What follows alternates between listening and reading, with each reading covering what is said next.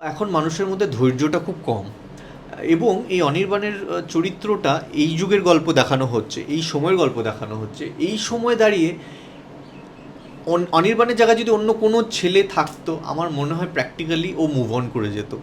কারণ সত্যি কথা বলতে গেলে অনির্বাণ কিন্তু এখনও রায়কে ভালোবাসে।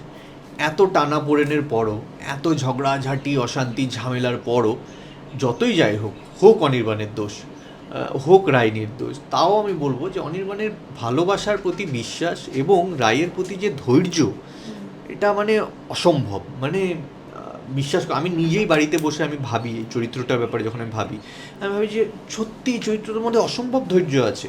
হ্যাঁ, মানছি, বুঝতে পারছি যে রায়ের সাথে হয়তো অন্যায় করেছে বা খারাপ করেছে বা সন্দেহ করেছে, ভুল করেছে, হলেও একটা মানুষ একটা জায়গায় গিয়ে না তিতিবিরক্ত হয়ে যায় এবং সে ফেড আপ হয়ে যায়। সে বলে যে চলো লেটস মুভ অন, হয়ে গেছে ভাই, আর ভালো লাগছে না একটা সম্পর্কে একবার দুবার তিনবার এত ঝামেলা রোজ রোজ, আর চলো মুভ অন, মুভ অন, হয় আইদার সিঙ্গেল থাকবো না হলে অন্য কোনো পার্টনারের সাথে থাকবো, বাট আবার এই জিনিসটা কন্টিনিউ করবো না, এত ঝামেলা হচ্ছে।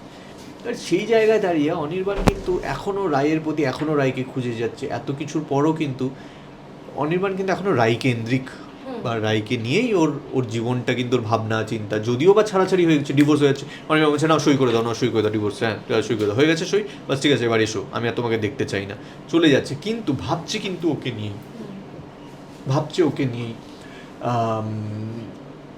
আশা করে থাকছে যে ওর সাথেই ও জীবন কাটাবে, ওর সাথে ও ভালো থাকবে, ওর সাথে সব কিছু। এই লাভ স্টোরিটার মধ্যে না মানে যেরকম রাগ আছে, অভিমান আছে, ব্যথা আছে, সেরকম কোথাও গিয়ে না একটা প্যাশনও আছে কিন্তু।